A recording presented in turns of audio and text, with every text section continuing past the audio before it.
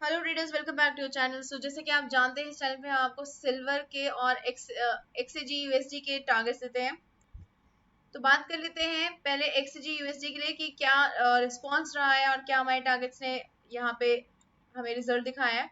तो हमने डिस्कस किया था कि हमारा जो 23.7809 है, अगर इसके नीचे मार्केट गई तो हमें सेल साइड प्लान करना होगा। तो आप देख सकते हैं यहाँ पे हमारा फर्स्ट टारगेट मार्केट ने यहाँ पे हिट किया है, और अपसाइड के लिए हमने डिस्कस किया था कि 23.9 के ऊपर जाती है मार्केट तभी हम बाई साइड जाएंगे, अदरवाइज हम बाई साइड प्लान नहीं करेंगे। तो इसके ऊपर मार्केट ने क्लोजिंग नहीं दी, मार्केट ने यहीं पर आकर रिजेक्शन दिया हमें, और रिजेक्शन के बाद मार्केट वापस से नीचे गिर गया, सेकंड टाइम हमारे फर्स्ट टारगेट को हिट किया। तो एक्सजी यूएसडी ने हमें 2 बार ट्रेड्स प्लान करके दिए हैं, और यहाँ से हमें पता चल गया था कि मार्केट ने रिजेक्शन दे दिया, तो मार्केट डाउन साइड पे आने वाली थी। तो यहाँ से अगर आपने ट्रेड प्लान किया होगा तो आई होप आपने 2 बार जरूर ट्रेड प्रॉफिट अर्न किया होगा। तो हम बात कर लेते हैं सिल्वर की कि सिल्वर में किस तरह का रिस्पॉन्स रहा है। सिल्वर में भी देखिए हमने एक लेवल मार्क कर रखे थे, हमने डिस्कस किया था कि अगर मार्केट ने इस लेवल को ब्रेक किया, यानी कि 73224 को ब्रेक किया, तो हमारा फर्स्ट टारगेट रहेगा 72,875, जिसको मार्केट ने यहाँ पर हिट किया। और इसके नीचे क्लोजिंग आती है, जैसे कि हमें यहाँ पे देखने को मिला है। इसके नीचे क्लोजिंग आने के बाद हमें फर्स्ट टारगेट जो हमारा हिट हुआ है वो एग्जैक्टली यहाँ पे मिला है 72,600 वाला लेवल यहाँ पे हिट हुआ है। तो मार्केट ने हमें 2 टारगेट्स डाउन साइड के हिट करके दिए हैं, और बाई साइड का हमारा टारगेट एक्टिवेट नहीं हुआ, क्योंकि बाई साइड के लिए हमने मार्क किया था 73,574 को। तो ये आज हमें डाउन साइड का मोमेंटम बना हुआ मिला है यहाँ पर सिल्वर में और एक्सजी यूएसडी में। तो हम बात कर लेते हैं एक्सजी यूएसडी से कि किस तरह का रिस्पॉन्स में कल देखने को मिल सकता है। डे के चार्ट पे चलेंगे पहले हम। डे के चार्ट पे देखिए हमारे पास 23.78 पर एक स्ट्रॉन्ग लेवल है यहाँ पर, जिसके ऊपर मार्केट रेजिस्टेंस ले रही है। 1 आवर के चार्ट पर स्विच करते हैं तो ये रेजिस्टेंस में बहुत स्ट्रांगली यहाँ पर नजर आ रहा है। ठीक है, तो ये लेवल अभी हमारा स्ट्रॉन्ग लेवल रहेगा, इसको हम कंसिडर करेंगे।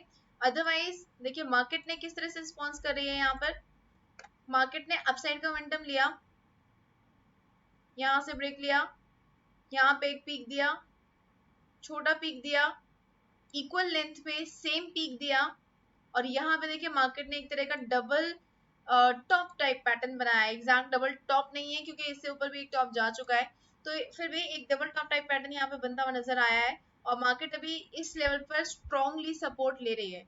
तो अपसाइड पे हमारा स्ट्रॉन्ग सपोर्ट यहाँ पे बना हुआ है, डाउन साइड पे स्ट्रॉन्ग रेजिस्टेंस यहाँ बना है, स्ट्रॉन्ग सपोर्ट हमारा यहाँ पे बना हुआ है। अगर ये सपोर्ट लेवल टूट जाता है तो हमें एक अच्छा ट्रेड प्लान करने को मिल सकता है डाउन साइड प्ले, और हमारा जो टारगेट रहने वाला है वो रहेगा, इसको हम ग्रीन मार्क कर लेते हैं क्योंकि हमारा टारगेट है, हमारा टारगेट रहने वाला है 23,5239 का। तो ये हमारा फर्स्ट टारगेट और ये हमारा सेकंड टारगेट रहने वाला है। इस केस में हमारा जो डिसिसिव लेवल रहने वाला है वो एग्जैक्टली ये वाला लेवल रहेगा, तो इसको हम ब्लैक मार्क करेंगे।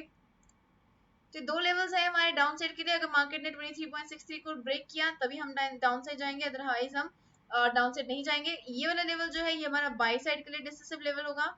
ये अगर ब्रेक होता है तो हमारा फर्स्ट टारगेट मिलेगा हमें देखने के लिए, वो मिलेगा 23.90717 का। तो ये लेवल डिसिसिव लेवल है, ये ब्रेक होने के बाद हमें बाई साइड प्लान करना है, और सेल साइड के लिए अगर प्लान करना है तो 23.639 को ब्रेक होने देना होगा। तो ये रिमार्क कर लीजिए आप अपने चार्ट पे एक्सजी यूएसडी के लिए। अब हम बात कर रहे थे सिल्वर के ऊपर। सिल्वर के ऊपर भी देखिए सेम रिस्पॉन्स हमें यहाँ पर देखने को मिल रहा है।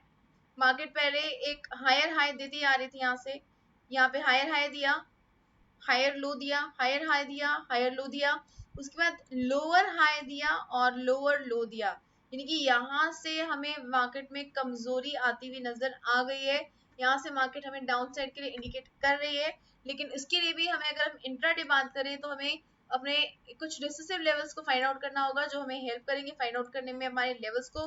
तो ये हमारा अभी फर्स्ट डिसिसिव लेवल रहेगा बाय साइड के लिए, और ये रहेगा हमारा डाउन साइड के लिए।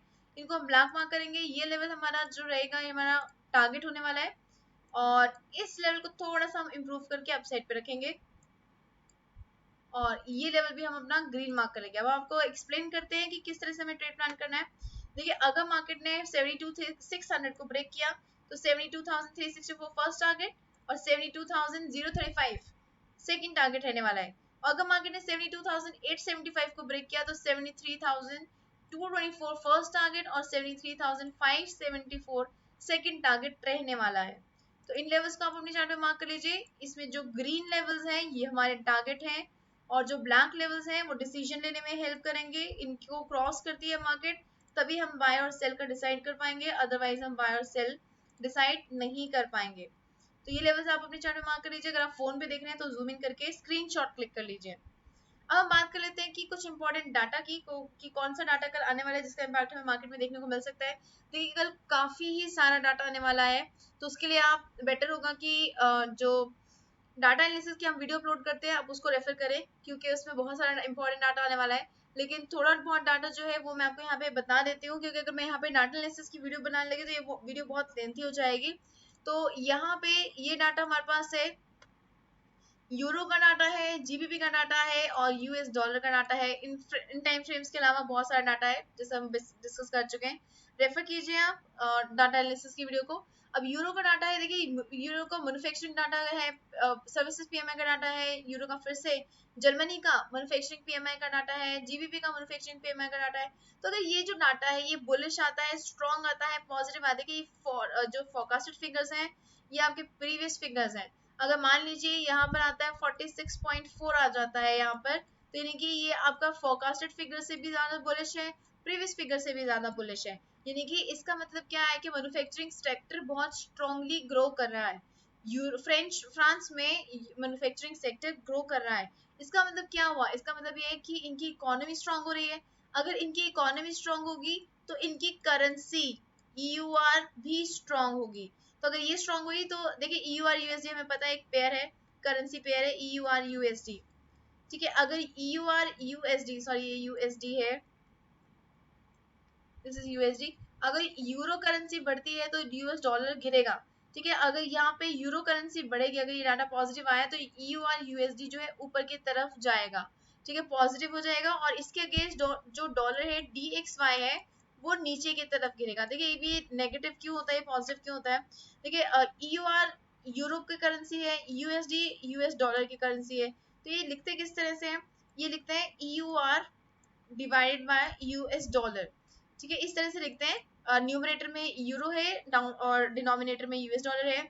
अगर मान लीजिए यूरो करेंसी 1 है और यूएस डॉलर 2 है तो हमारे पास वैल्यू क्या आएगी 0.5, 0.5 आएगी।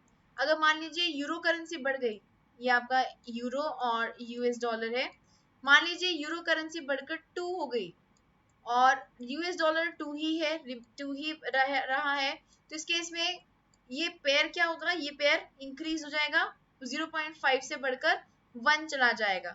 ये कैसे हुआ, ये ऐसे हुआ कि अगर यूरो करेंसी बढ़ी है तो हमारा जो ये पेयर है यूरो यूएसडी है ये भी इंक्रीज हो गया। तो इस केस में इस टाइम फ्रेम पर आप EUR USD में भी ट्रेड ले सकते हैं। ये पौने 1 बजे और 2 बजे के अराउंड। उसके बाद शाम को 5:30 बजे यूएस डॉलर का बिल्डिंग परमिट का डाटा आने वाला है। बिल्डिंग परमिट क्या बताता है, ये बताता है कि बिल्डिंग सेक्टर, कंस्ट्रक्शन सेक्टर कितना ज्यादा स्ट्रांगली इंप्रूव कर रहा है। अगर बिल्डिंग्स को ज्यादा परमिट मिल रहे हैं यानी कि कंस्ट्रक्शन सेक्टर काफी ज्यादा स्ट्रांग है और इसका डायरेक्ट इम्पैक्ट पड़ता है यूएस डॉलर के ऊपर। यानी कि अगर ये डाटा पॉजिटिव आया तो डॉलर इंडेक्स ऊपर की तरफ बढ़ेगा। तो ये डाटा पॉजिटिव आया तो डॉलर इंडेक्स पॉजिटिव हो जाएगा, डाटा नेगेटिव आया तो डाटा डॉलर इंडेक्स भी नेगेटिव हो जाएगा। लेकिन ये वाला जो डाटा है इसका ऑपोजिट इम्पैक्ट पड़ता है डॉलर इंडेक्स पे, और डॉलर इंडेक्स का ऑपोजिट इम्पैक्ट पड़ता है हमारा गोल्ड के ऊपर, XAUUSD के ऊपर। अगर डॉलर गिरता है तो जो गोल्ड है वो बढ़ेगा, और अगर डॉलर गिरा तो अगर डॉलर बढ़ा तो गोल्ड गिरेगा।